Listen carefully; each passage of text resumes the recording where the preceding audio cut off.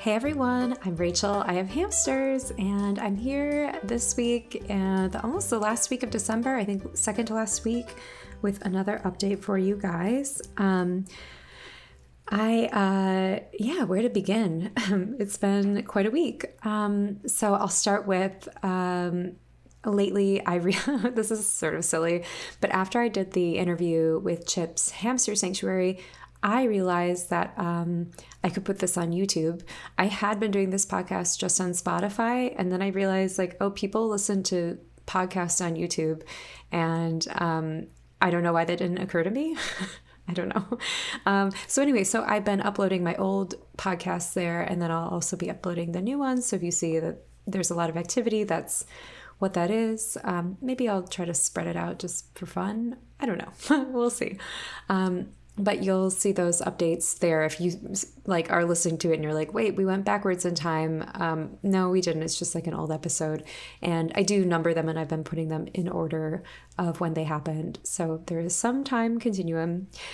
So glad to be doing something on YouTube again. And hopefully I'm going to schedule some interviews soon. I just got busy. I actually have to travel for work a lot, and so it's just made my life crazy lately. I have the benefit of being able to work remotely for the most part, but I also have to travel. So it's like I get good, and it's like the good parts and also the bad parts. And this funny thing happened to me. I traveled last week for work. I was gone Wednesday through Friday. And since then, I lost my coat, and I was like, I left it somewhere. I've been calling every restaurant that I went to. I was thinking through every moment that I had it, where did I have it? And I love this coat. It's I don't know, it's perfectly puffy and warm and simple. Sometimes winter coats, and I live in Michigan, so winter coats are very important. Sometimes winter coats are heavy, and they have too many doodads on them, if you know what I mean. They've got big zipper pulls that sort of bounce around a lot. I hate that. This is the perfect coat, so lightweight, nothing on there that you don't need. I lost it, and I was going crazy. And then I tried to see if I could buy another. I got it probably 4 years ago, and I was looking at eBay, and I couldn't find it. Anyway, this morning I opened my suitcase, and it was in my suitcase. So yeah, my life is a little crazy right now. This whole time I had my coat, but I'm glad I found it. So it's here now, and I'm here, and it's been a busy week. That's part of my craziness. It's been a busy hamster week, actually, specifically. So I got back from my trip, and Thor has been having some medical issues lately. He's my little robo. I got him in April this year, and he's over a year old. When I got him from Pet Supplies Plus, and he had been there for, I think they said 7 months. And then assuming he was 2 months old when they got him, let's say, so he was 9 months old when I got him. And I've had him for probably 7 months. Yeah. So he's, he's not quite in the elderly age, especially for a robo, but he's definitely showing his age lately. He's been having trouble climbing up his bendy bridge up to so I have a 12-inch platform, and then I have a multi-chamber hideout that's on stilts, and then it kind of goes gradually from one side of his vista 12 inches high, and then all the way down to basically a hemp kind of foraging area that's not very deep. And he has this one long bendy bridge that he can walk up to get to the top level. It's not a very steep angle, but he was having trouble with that recently. He's also been really itchy and itching off a lot of his fur, unfortunately. And then on top of that, he also has this red bump near his ear, which is a new thing this past week. So I took him to the vet on Monday evening. He did great, by the way. The vets were like, oh my gosh, he's the calmest robo I've ever seen, which is really sweet to hear, because the first time I took him to the vet, he basically played dead afterwards. I mean, he was so traumatized. But I had to bring him because it was when we had the tropical rat mites. But this time he did so well, and I really think it's because like I bring him out multiple times every day. I don't really hold him, but he's around my hands a lot. He takes treats from me. I can pet him. He's not like super affectionate, but he's also like pretty calm around me. I mean, he's got excited robo energy, but I don't think he's scared of me. So I was really happy that the vets said that he did really well. And they took a look at him. It looks like he has got an abscess on his ear. And so he's now on Baytril for that. And then the itching, we're unsure about that, what that's about, but we're trying a steroid to help that. And I guess it's just those two things. Yeah, and then his reduced mobility, I think just maybe age. So right now he's on Baytril and prednisone 2 times a day, so morning and night. And I've also been giving him a probiotic. What is it called? Benevac. Yeah, Benevac probiotic. I give him a little bit of that. And I've been putting both those things on like a little bit of baby food every day. I used mango and then this like olive spinach one. And he liked both. So I've been doing one in the morning, one at night. And that's been going really well. So I'm really happy that he's eating his meds without issue. I know some people like to try to like hold them and give them meds. I am a fan of like, if you can put it on food, I feel like it's just easier. Less stress for you, less stress for them. And they get a treat out of it. And then the benefit is, a lot of antibiotics cause like upset tummy. So at least he's getting some food with the antibiotic. So I like that part of it too. And if it's a wet food, like baby food or like a scrambled egg, they're not going to be able to pouch it. They're going to eat it right away. So another way you can ensure that they actually eat their medication, I find it's pretty effective. I have had hamsters who did not like this, like Laverne. She was very picky and really difficult to get her to take her meds. But finally I figured out that scrambled eggs was like the way with her. I could give her anything on a scrambled egg and she would take it. So there's always something. You just have to figure out what your hamster's weakness is and then just play into that. And then because he was having trouble climbing up that long bendy bridge, I actually replaced his 12-inch platform with a 7-inch platform. I have quite a few platforms and it's like basically the same platform. I just have a bunch of different legs. So I just swapped out the legs and that seems to help a lot. So now he's able to get where he needs to go. And he's still got lots of burrowing space. But at least now I don't have to worry about him not being able to access his water and, all the parts of his cage. He was also like falling off that bridge and then like rolling on his back. And I didn't want him to get stuck that way. So just feeling much better about this new setup, thankfully. Yeah, so that's Thor. And then I actually... I got another robo. I know, I'm crazy. So if you listened to my episode last week, I got 2 robos. They were sisters. They came together in a 400 square inch wooden cage, cozy wow cage. And this week I got another robo from a woman who had rescued, it was basically like a litter of robos. And they were going to be snake food. And she sort of like talk someone out of using them as snake food and then has been trying to rehome them. I found her on one of the Facebook rehoming groups. I didn't really need this many hamsters, but it just kind of happened that, when it rains, it pours hamsters. And you know what? I'm great with that because now they're at staggered ages. So Thor is, entering kind of senior age. Maurice he's probably about, he's a year old about right now. And, and then I have these 2 robos that are about 6 months old. And then this very new robo that I just got yesterday in a high school parking lot. It always feels funny when you're just like waiting there and then another car shows up and then they hand you a little bin with a hamster. And he or she, I think it's a he, but I have not looked at him much yet, is 2 months old. So this time at least staggering ages. So at least I won't have to go through health problems all at the same time like I did when in the past when I had all 5 of my hamsters kind of who were incidentally, even though I got them at different times, ended up being like the same age. So they ended up having health issues like all at the same time. And it was super overwhelming.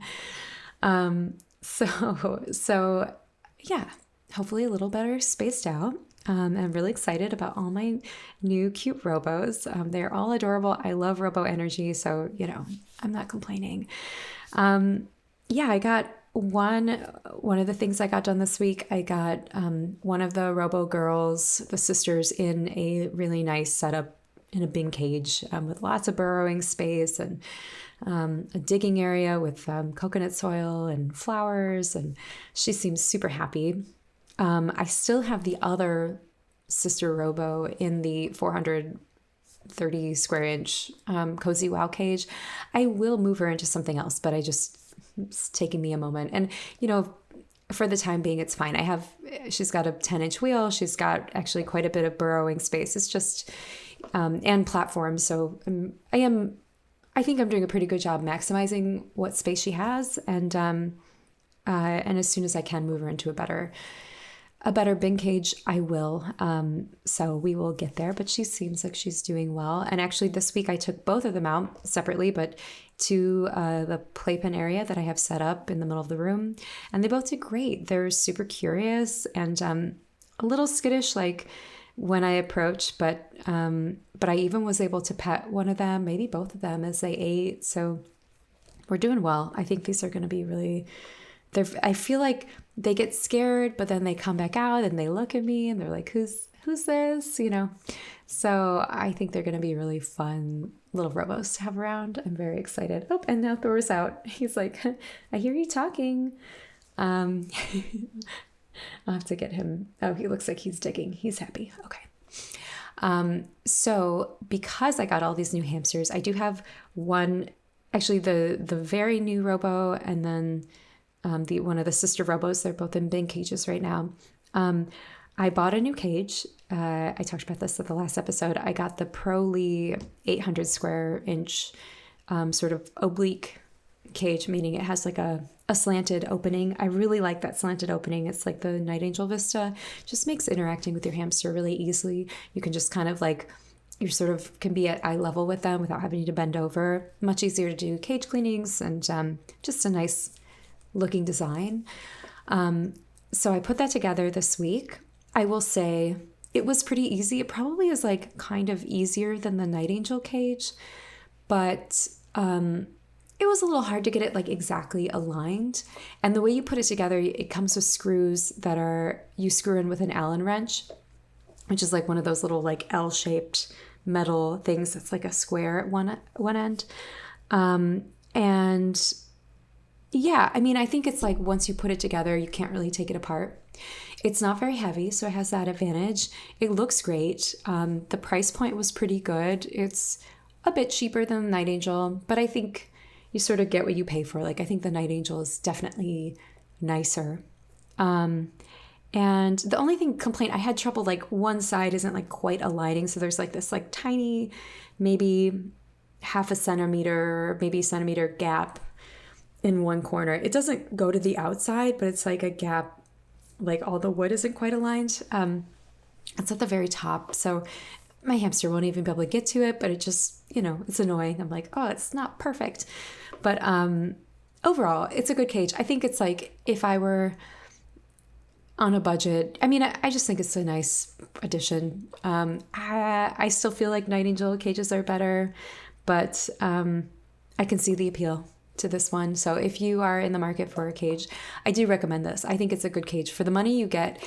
And the wood is already, I thought it was going to be like unfinished wood and I would need to paint it with some Mod Podge, but actually it's sort of like that plasticky wood, the same that Night Angel wood is. And so you don't really have to worry about, urine soaking up. But even at that, it came with an acrylic layer that you put on the bottom. So yeah, I think it's going to be pretty well protected. I bought that cage actually specifically for the newest Robo, the one that's 2 months old, but I just haven't fully set up the setup on the inside. I kind of have most of it together, but I was waiting on some hemp to arrive.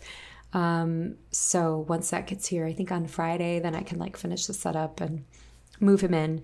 But in the meantime, it's kind of nice to have him in a little bit of a smaller bin cage. He's only 2 months old. It gives me a chance to sort of observe him and see how he's doing and find out if it's a he or a she. I still don't know.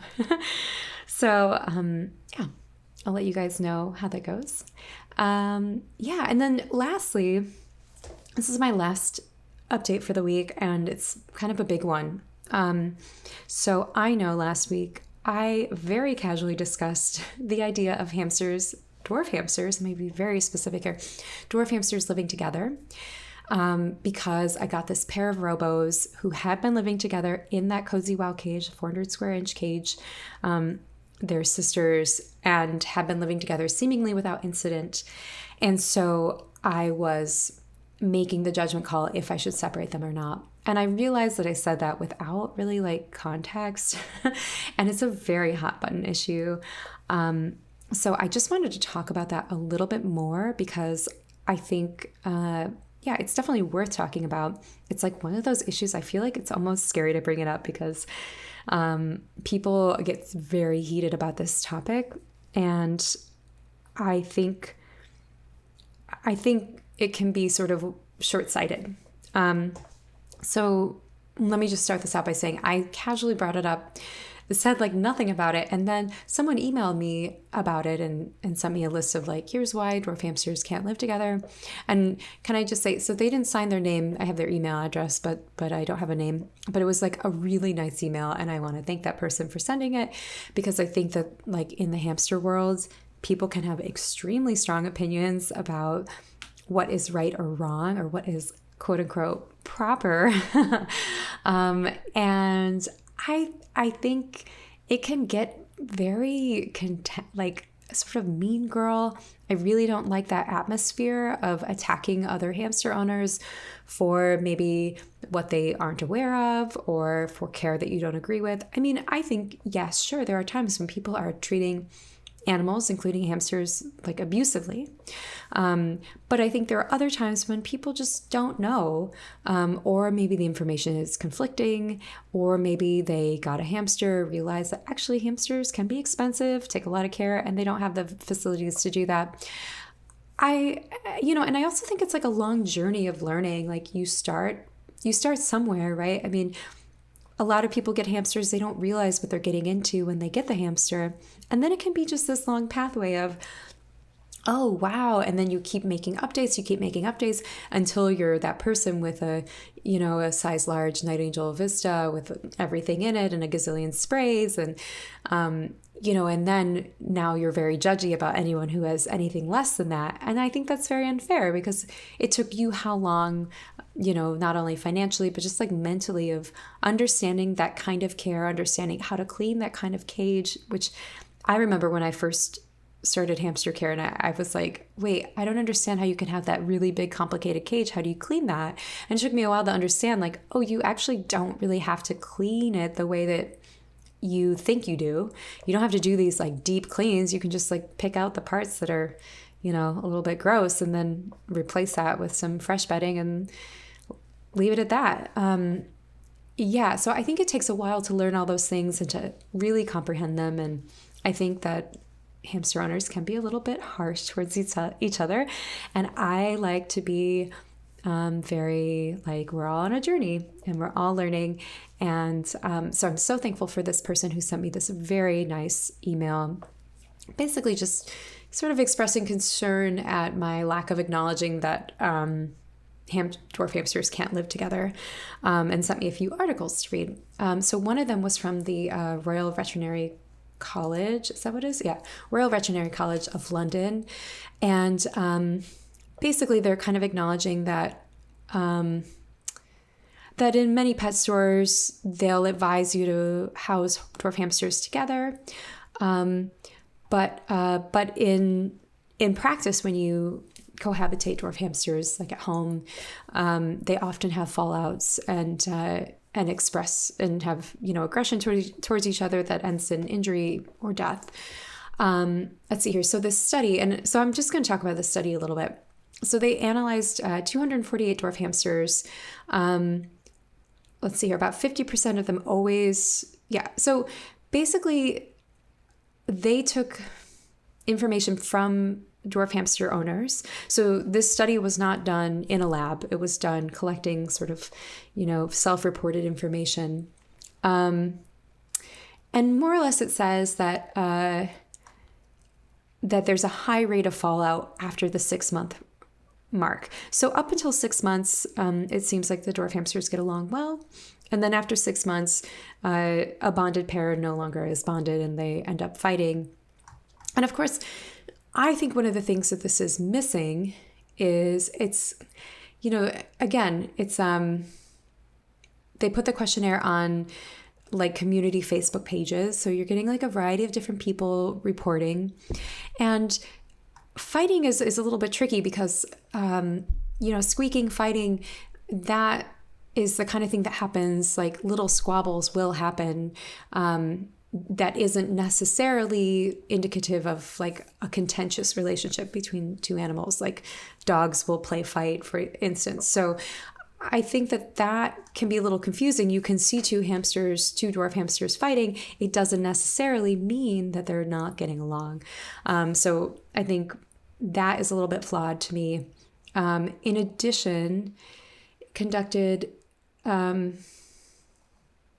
so they're kind of saying that they don't really know, since this is like self-reported, they don't really know what kind of cages these hamsters were living in. So it could be big cages, small cages. Do they have 2 wheels, 1 wheel?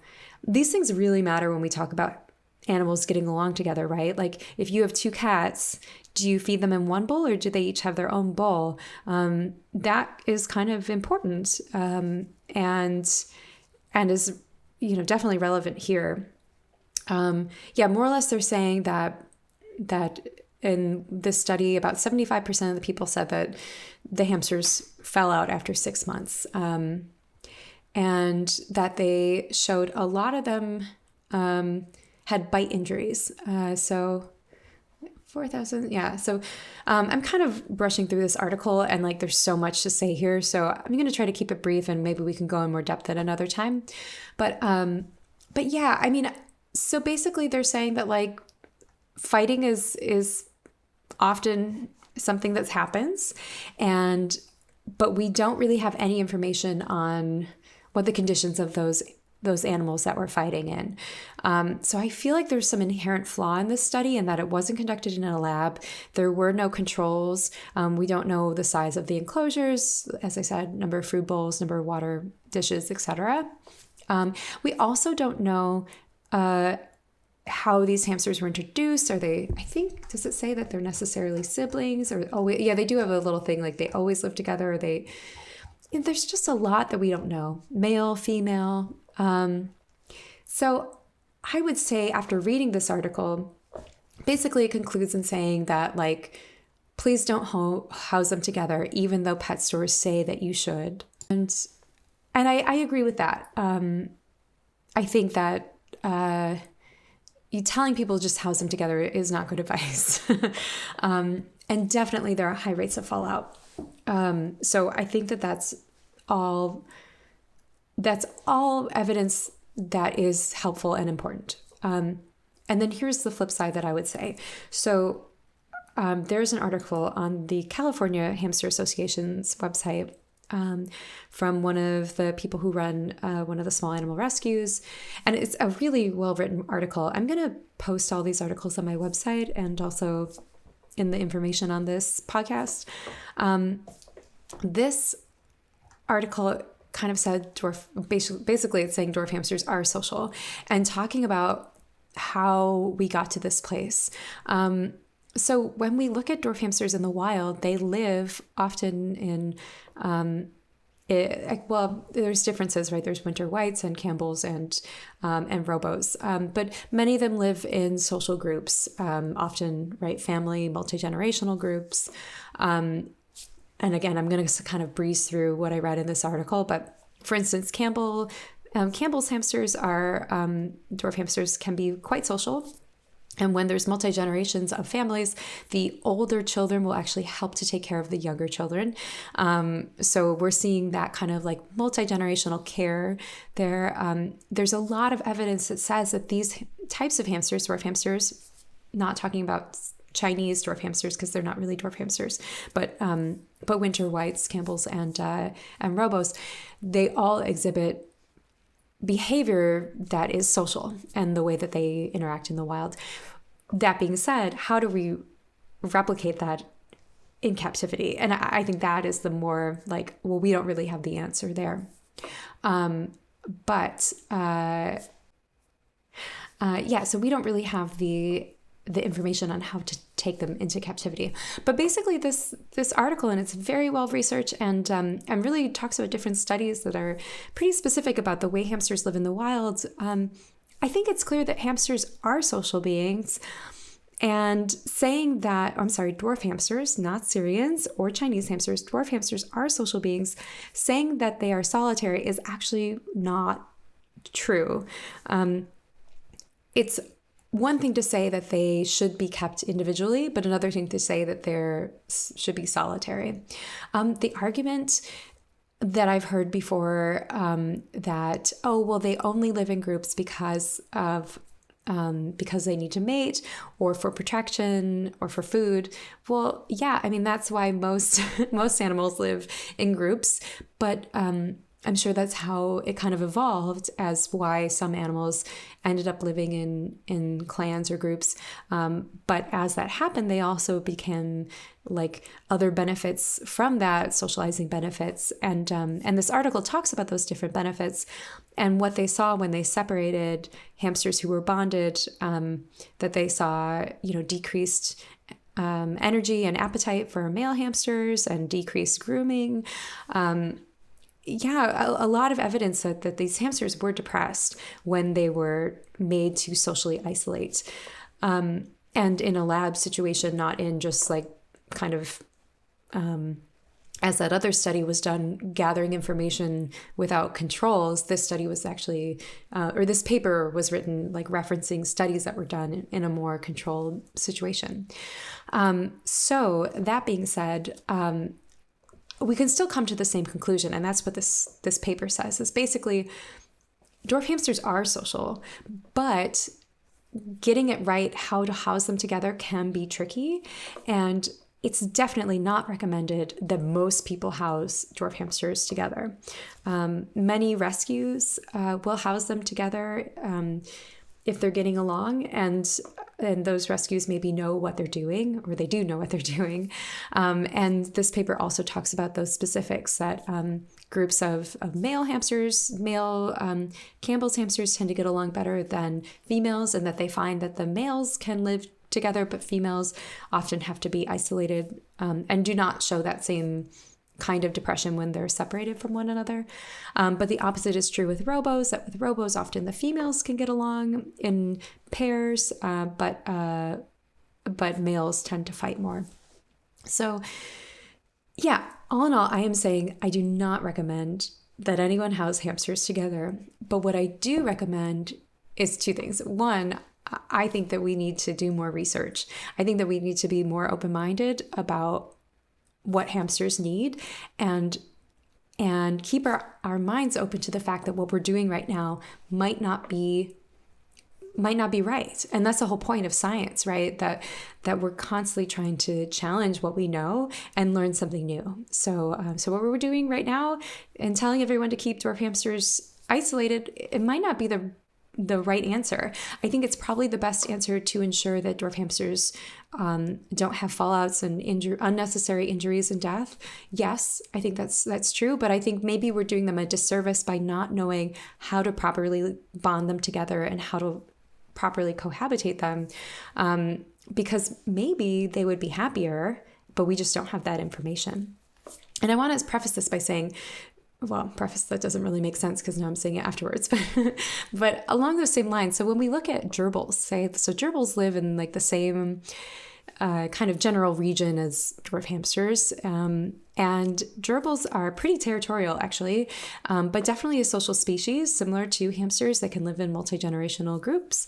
And it's generally considered that gerbils should live with another gerbil. Like, I think that it's, I don't know a lot about gerbils, but if you read things about gerbils, it's considered kind of cruel to have them live separately.